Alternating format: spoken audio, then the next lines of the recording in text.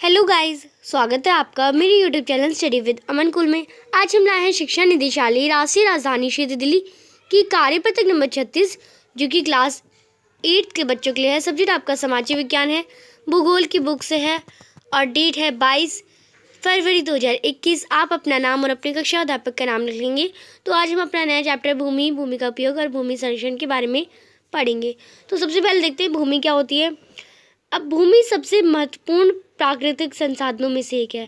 अब जो प्राकृतिक संसाधन होते हैं जिनके बारे में आप पहले की कार्यपत्रकों में भी पढ़ चुके हैं, उसमें सबसे ज़्यादा महत्वपूर्ण है भूमि। ये पृथ्वी की सतह के कुल क्षेत्रफल का लगभग 30% हिस्सा है। अब आपको पता है 70% तो पानी है और 30% भूमि है और जलवायु की विभिन्न विशेषताओं के कारण है। और इस छोटे प्रतिशत के सभी हिस्से रहने योग्य नहीं है और ज़्यादातर जो 30% उसमें ज़्यादातर भी हिस्से जो रहने योग्य नहीं है। आपको पता है अंटार्कटिका में तो और बर्फ़ ही है, तो वहाँ पे रहने के लिए योग्य भी नहीं है। तो बहुत सारी ऐसी जगह हैं जहाँ पे रहने योग्य स्थान भी नहीं है। दुनिया के विभिन्न हिस्सों में आबादी का असमान वितरण मुख्य रूप से भूमि और जलवायु की विभिन्न विशेषताओं के कारण है। बिहार स्थलाकृति, पहाड़ों की खड़ी ढलान, जल जमाव के आदि संवेदनशील खिंचले इलाके, रेगिस्तानी इलाके, घने जंगल वाले इलाके, आमतौर पर कम आबादी वाले ये निर्जन है। और जो जगह हैं जैसे पहाड़ी इलाके हैं या जल वाले जहाँ पे पानी जमा रहता है, बर्फ़ वाले इलाके, घने जंगल वाले इलाके, तो वहाँ पे तो लोग ज़्यादातर नहीं रहते, कम आबादी रहती है, निर्जन है वो। मैदान और नदी घाटियाँ कृषि के लिए उपयुक्त भूमि प्रदान करते हैं। जो मैदान होती हैं, नदी होती हैं, घाटियाँ होती हैं, वो खेती कृषि के लिए बहुत अच्छी भूमि प्रदान करती है। तो क्या आप जानते हैं कि विश्व की 90% जनसंख्या भूमि क्षेत्र के 30% भाग पर ही रहती है। शेष 70% भूमि या तो विरल जनसंख्या या तो निर्जन है। तो यहाँ पे आपको बता रखा है कि अगर विश्व में 90% जनसंख्या भूमि है, मतलब रहने के लिए जगह है, तो उसमें से 30% लोग यहाँ पे रहते हैं। बाकी में या तो जगह अलग सी है, मैदान है, जंगल है और वहाँ पे रहने लायक योग्य जगह स्थान ही नहीं है। तो ये आपको बता रखा है। भूमि का उपयोग देखते हैं। भूमि का उपयोग बहुत ज़्यादा चीज़ों में होता है। जैसे सबसे पहले तो खेती में यूज़ होता है, यानी कृषि में, वानिकी में होता है, खनन में होता है, भवन निर्माण यानी घर बनाने में होता है, सड़कों में होता है, उद्योगों की स्थापना के लिए किया जाता है। अब उद्योग बना रहे हैं तो उद्योग बनाने के लिए भी तो जगह चाहिए होती है, तो वहाँ पे उद्योगों के लिए होता है।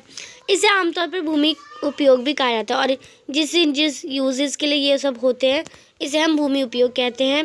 भूमि का उपयोग भौतिक कारकों जैसे स्थलाकृति, मिट्टी, जलवायु, खनिज और पानी की उपलब्धता से निर्धारित होता है। और जो भूमि का उपयोग है वो भौतिक कारकों से भी होता है और अभौतिक से भी होता है। जनसंख्या, प्रौद्योगिकी जैसे मानवीय कारक भी भूमि उपयोग पैटर्न के महत्वपूर्ण निर्धारक हैं। भूमि को स्वामित्व के आधार पर निजी भूमि और सामुदायिक भूमि के रूप में वर्गीकृत किया गया है। निजी भूमि व्यक्तियों के स्वामित्व में है, जबकि सामुदायिक भूमि आम समुदाय के लिए चारा, फल, नट या औषधि जड़ी बूटियों के संग्रह के रूप में उपयोग की जाती है। इस समुदाय भूमि को आम संपत्ति संसाधन भी कहा जाता है। तो जो भूमि का आपको पता है दो भागों में वर्गीकृत किया गया है, निजी और सामुदायिक। और भूमि वाले स्वामित्व हैं और सामुदायिक वाले आम हैं, जैसे चरवाहे। लोग और उनकी मांग बढ़ रही है, लेकिन भूमि की उपलब्धता सीमित है। अब भूमि तो इतनी ही है पर जो लोग हैं वो तो बढ़ते जा रहे हैं, जनसंख्या तो वृद्धि हो रही है। भूमि की गुणवत्ता भी जगह जगह भिन्न होती है। लोगों ने वाणिज्यिक क्षेत्रों के निर्माण, शहरी क्षेत्रों में आवास परिसरों और ग्रामीण क्षेत्रों में कृषि भूमि के विस्तार के लिए आम भूमि का अतिक्रमण करना शुरू कर दिया है। अब लोगों ने विकास करने के लिए जो भूमि है उसे भी खराब करने पे भी उद्योगों की स्थापना करने शुरू कर दिए, शहर बसाने शुरू कर दिए। आज भूमि उपयोग पैटर्न में व्यापक परिवर्तन भी हमारे समाज में सांस्कृतिक परिवर्तनों को दर्शाते हैं। कृषि और निर्माण गतिविधियों के विस्तार के कारण भूमि का क्षरण, भूस्खलन, मिट्टी का कटाव, मरुस्थलीकरण पर्यावरण के लिए बड़ा खतरा है। और जो कृषि और जो निर्माण कार्य होते हैं, गतिविधियों के जो विस्तार के कारण होते हैं, उसमें ये सारे बहुत ज़्यादा खतरा पैदा करते हैं। अब यहाँ पे कुछ भूमि के उपयोग दे रखे हैं। भूमि का उपयोग खनन के लिए होता है, भवन निर्माण के लिए होता है, सड़कों के लिए होता है, उद्योगों के लिए होता है, वनों के लिए होता है और कृषि के लिए होता है। तो ये सब तो आपको पता ही है। तो आप अगर कभी पूछे भूमि का उपयोग क्या क्या है तो आप ये 6 पॉइंट लिख सकते हैं। आपका ये आंसर हमेशा सही जाएगा। अब यहाँ पे आपको दे रखा है जैसे डेवलपमेंट कैसे हो रही है। पहले गाँव, फिर उसमें और बढ़ती गई, फिर यहाँ पे कार्स, स्ट्रीट लाइट और पैसे पूरी बिल्डिंग से भर गई। तो ये भूमि ऐसे पहले तो खाली थी और अब देखो कितना भर गई है। तो ये आपको दर्शा रहे हैं। अब देखते हैं हम भूमि संरक्षण क्या होता है। बढ़ती जनसंख्या और उनकी बढ़ती मांग के कारण वन आवरण और कृषि योग्य भूमि का बड़े पैमाने पर विनाश और इससे प्राकृतिक संसाधन खोने का डर भी पैदा किया है। इसलिए भूमि की गिरावट की वर्तमान दर को रोकना होगा, वनों की कटाई रोकनी होगी, भूमि पुनर्ग्रहण होना होगा और रासायनिक कीटनाशक और उर्वरकों का विनियमित उपयोग और अतिवृष्टि पर जांच भूमि संसाधनों के लिए संरक्षण के लिए उपयोग किए जाने वाले कुछ सामान्य तरीके हैं। अब यहाँ पे आपको दी गई है प्रश्नावली। 3 इजी से छोटे से क्वेश्चन है। सबसे पहला प्रश्न है, प्रश्न नंबर 1, हमारे लिए भूमि क्यों आवश्यक है, भूमि ज़रूरी क्यों है। तो आप इसका आंसर यहाँ से ये पूरा चार्ट बना लेंगे। भूमि का उपयोग आप लिख देंगे। फर्स्ट पॉइंट खनन के लिए, सेकेंड पॉइंट भवन निर्माण के लिए, थर्ड पॉइंट सड़कों के लिए और फोर्थ पॉइंट उद्योगों के लिए, फिफ्थ पॉइंट आप वनों के लिए और सिक्स पॉइंट कृषि के लिए। तो ये आप पूरा चार्ट भी बना सकते हैं या आप इसे पॉइंट्स में भी लिख सकते हैं। आपका ये क्वेश्चन नंबर फर्स्ट का आंसर हो जाएगा। क्वेश्चन नंबर सेकेंड देखते हैं।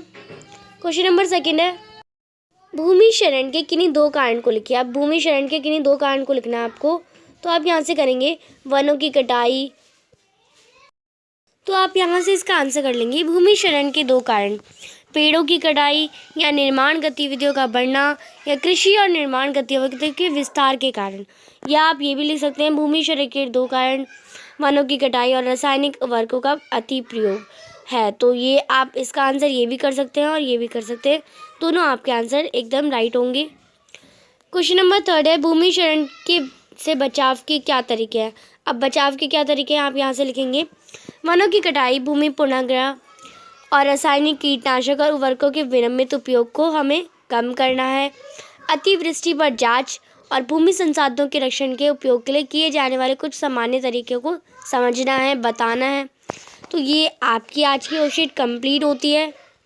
आपका आज का एक छोटा सा क्वेश्चन है, आपने ये पूरा एक चार्ट बनाया होगा, तो इनमें से कोई एक पॉइंट मुझे आप कमेंट सेक्शन में लिखेंगे आंसर के तौर पे, भूमि का उपयोग के तौर पे।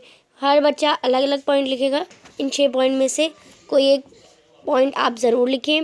वीडियो अच्छी लगी तो चैनल को सब्सक्राइब कर दें, जिससे आपको ही फ़ायदा मिलेगा, आपको नोटिफिकेशन मिलेंगे और आपको वर्कशीट ढूंढनी नहीं पड़ेगी आपको, क्योंकि हमारे चैनल पे रोज़ वर्कशीट प्रोवाइड कर दी जाती है सेम टाइम पे।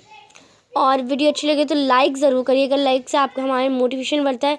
कम से कम 200 लाइक ज़रूर आए, क्योंकि 2000 बच्चे देखते हैं, उससे भी ज़्यादा भी देखते हैं। तो 200 लाइक तो बहुत कम है। और इस वीडियो को ज़्यादा से ज़्यादा दोस्तों के साथ शेयर करें और हमसे ऐसे ही जुड़े रहने के लिए हमारा टेलीग्राम ग्रुप ज्वाइन कर लें, जिससे आपको वर्कशीट्स के लिंक प्रोवाइड मिलते हैं और एग्ज़ाम से रिलेटेड सारी जानकारी आपको वहाँ पे बताई जाती है। Thanks for watching video. Bye bye guys.